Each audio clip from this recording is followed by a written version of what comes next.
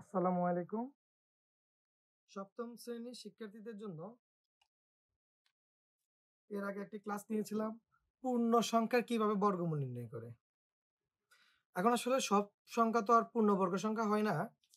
সেক্ষেত্রে সকল সংখ্যারই বর্গমূল নির্ণয় করা যায়।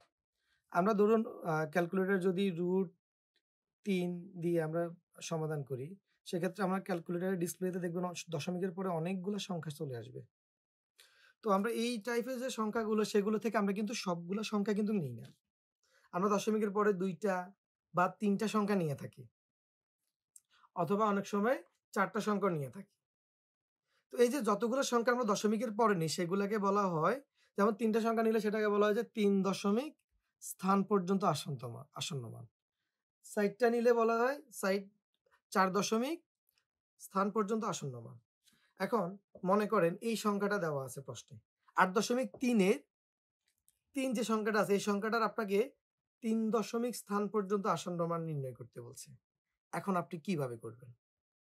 তো মনে রাখবেন, যত দশমিক পর্যন্তই বলা হোক, দশমিকের পর যেমন আপনাকে যদি বলা হয় ২ দশমিক স্থান পর্যন্ত আসন্ন মান, এই দশমিকের পর টোটালি আপনার ২ টা জোড়া থাকতে হবে। ২ জোড়া সংখ্যা থাকতে হবে। যদি আপনার দশমিকের পর যদি ৩ দশমিক বলে তাহলে ৪ টা জোড়া থাকতে হবে। ৪ দশমিক বললে ৫ টা জোড়া।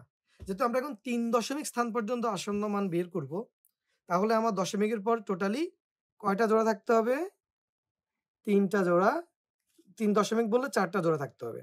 তো এখন আমার দশমিক পরে আছে মাত্র ১ টা অঙ্ক। আমরা ৪ জোড়া কোথায় থেকে পাবো? সেক্ষেত্রে আমাদেরকে যে কাজ করতে হবে, এই দশমিকের পর আমি আমার ইচ্ছে মতো শূন্য বসিয়ে এগুলাকে জোড়া করতে পারবো। যেমন এই যে ৩ এর সাথে একটা শূন্য দিলাম, ১ জোড়া হয়ে গেল। ২ জোড়া, ৩ জোড়া, ৪ জোড়া। তারপর আমরা এখানে একটা সংখ্যা লিখবো। এমন একটা সংখ্যা লিখবো যেই সংখ্যাটার বর্গ সংখ্যা ৮ এর সমান বা ৮ থেকে ছোট। তাহলে আমরা কত লিখতে পারি? আমরা যদি ৩ এখানে বর্গমূল যদি ৩ নিই, সেক্ষেত্রে আমার ৩ এর বর্গ সংখ্যা হচ্ছে ৯। সেটা ৮ থেকে বেশি। তাহলে আমরা এখানে কত নিতে পারবো? ২ নিতে পারবো। ২ এর বর্গ সংখ্যা হচ্ছে কত? ৪। এখন ৮ থেকে ৪ বিয়োগ দিলে কত? ৪। বিয়োগ করার পরে আমরা সাধারণত ভাগ করার সময় কি করি? এইখান থেকে একটা করে অঙ্ক আমরা এখানে নিয়ে লিখতে পারি। কিন্তু এই যে বর্গমূল নির্ণয় করার সময় আমরা এখান থেকে ১ জোড়া করে সংখ্যা নিয়ে এসে আমরা এখানে লিখব। তাহলে এই যে এই ১ম জোড়ার যে সংখ্যাটা সেটা কত? ৩০। এই সংখ্যাটা আমরা এখানে লিখব। লেখার পর আমরা যে কাজটা করব, এখানে যে সংখ্যা পাইছি তার দ্বিগুণ সংখ্যা আমরা এখানে লিখব। ২ এর দ্বিগুণ কত? ৪।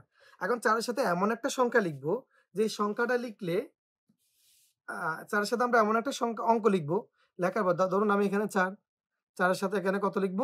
৭ লিখলাম। ৭ টা লিখে আবার ৭ দ্বারা গুণ দিব। গুণ দিলে এই যে পুরো গুণফলটা আমার এই ৪৩০ এর সমান বা তার থেকে কম হওয়া লাগবে। বেশি হওয়া যাবে না, আবার বেশি কম হওয়া যাবে না। সেক্ষেত্রে আমরা এখানে যদি ৭ বসালে আমাদের বেশি ছোট হয়ে যাবে। আমরা যদি ৮ বসাই, ৮ বসে যদি গুণ দিই সেক্ষেত্রে আমাদের গুণ হবে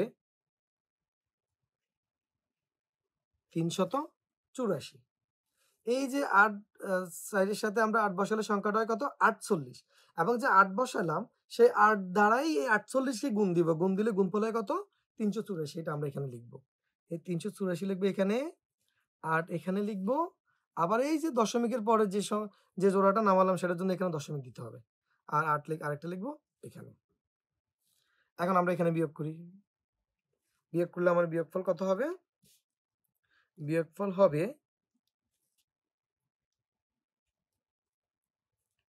আমার ৪৬। আমার বিয়োগফল হবে ৪৬। এখন এই যে আরেক জোড়া শূন্য আছে, ওই শূন্যগুলো এখানে নিয়ে আসবো। আবার এখানে কত আছে? ২৮। এটার ডাবল আমরা এখানে লিখবো। ২৮ এর দ্বিগুণ কত? ৫৬। এখন ৫৬ র সাথে এমন একটা সংখ্যা লিখে গুণ করব। ৫৬ র সাথে এমন একটা সংখ্যা লিখব। লিখে ওই সংখ্যা দ্বারা পুরো সংখ্যাটাকে গুণ করলে সেই গুণফল ৪৬০০ সমান বা তার থেকে ছোট হবে। তাহলে আমরা কত লিখতে পারি এখানে? আবার এখানে ৮ বসাইতে পারি। ৮ বসালে আমার গুণফল কত হয়? ৪০০০ 64 4564 4564 এই যে এখানে 8 বসে গুণ দিলাম 8 এটা এখানে লিখবো আবার এই 8টা আমরা এখানে লিখবো আর এখানে আবার বিয়োগ করেন বিয়োগ করলে বিয়োগফল কত হবে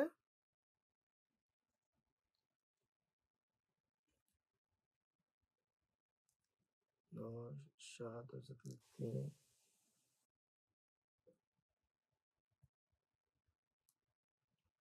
সরি আমার এখানে গুণফলটা হচ্ছে কত 44 এই তো 56 তাহলে এখানে আমার বিয়োগফল হচ্ছে কত 56 হচ্ছে আমার এখানে বিয়োগফল হচ্ছে 56 এবং আমি আরেক জোড়া শূন্য এখানে নিয়ে আসলাম তারপর এই সংখ্যাটার দ্বিগুণ সংখ্যা আমরা এখানে আবার লিখব এই সংখ্যাটার দ্বিগুণে কত 576 এখন দেখুন এখানে 576 এর সাথে এই যে 576 তার সাথে যদি আমি একও যদি বসাই সেক্ষেত্রে আমার গুণফল কত হয়ে যাচ্ছে 1 6 একে 6 7 একে 7 5 একে 5 5761 কিন্তু আমার এখানে আছে 5600 তাহলে আমরা এখানে এক এক বসাইলে আমার বেশি হয়ে যায় সেক্ষেত্রে আমরা কত বসাবো এখানে শূন্য বসাবো এবং এখানে কত বসাবো শূন্য সবগুলো বিয়োগ করলে বিয়োগফল কত হবে এই যে শূন্যটা এখানে বসালাম এই শূন্যটা আমরা আবার এখানে লিখব এখন আমরা লিখে এই সংখ্যাটার দ্বিগুণ আমরা আবার এখানে নিয়ে আসব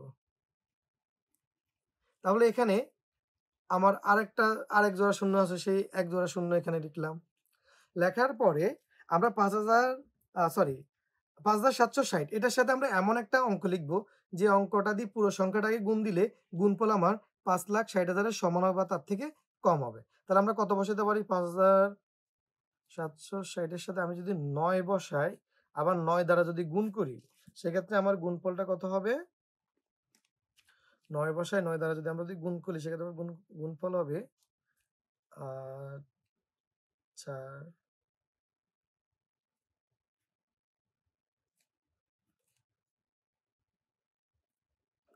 জি তাহলে আমরা যদি গুণ করি তাহলে আমার গুণফল কত হয় 5,18,481 এই যে এখানে 9 বসাইলাম এই 9টা আমরা আবার এখানে লিখব আর এই যে গুণফলটা পাইছি সেটা আমরা এখানে লিখব 5,18,000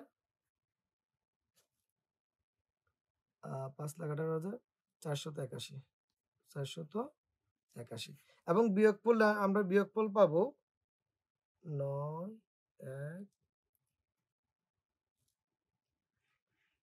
41,519 এখন আমরা এভাবে যদি আবার এই সংখ্যাটার দ্বিগুণ সংখ্যা এখানে লিখি এভাবে আবার বর্গমূল নির্ণয় করলে আমার কখনোই 0 আসবে না এভাবে আমার বিভিন্ন সংখ্যাগুলো এখানে আসতে থাকবে তাহলে আমার যেহেতু 3 দশমিক স্থান পর্যন্ত লিখতে বলছে 3 দশমিক স্থান পর্যন্ত আসন্ন মান নির্ণয় করতে বলছে সেক্ষেত্রে আমরা দশমিকের পরে 4টা অঙ্ক আসলেই আমরা এটা আর সমাধান করব না এখন দশমিকের পরে এই যে আমরা 4টা জোড়া নিয়েছি 4টা জোড়া নিলে আমরা এখানে 4টা অঙ্ক আসবে এই যে দশমিক পরে এখন আমার 4 অঙ্ক আছে এই 4 অঙ্ক কেন নিলাম মানে 4 দশমিক পর্যন্ত আমরা কেন নিলাম যেহেতু আমাদেরকে প্রশ্ন বলছে 3 দশমিক স্থান পর্যন্ত নিতে এটা আমরা এই জন্য নিলাম যদি আমার এই 4 নাম্বার অঙ্কটা 5 অথবা 5 থেকে বড় হয় সেক্ষেত্রে তার পূর্ববর্তী অঙ্কের সাথে 1 যোগ হবে তাহলে আমার এই যে 8.3 এর বর্গমূল কত হবে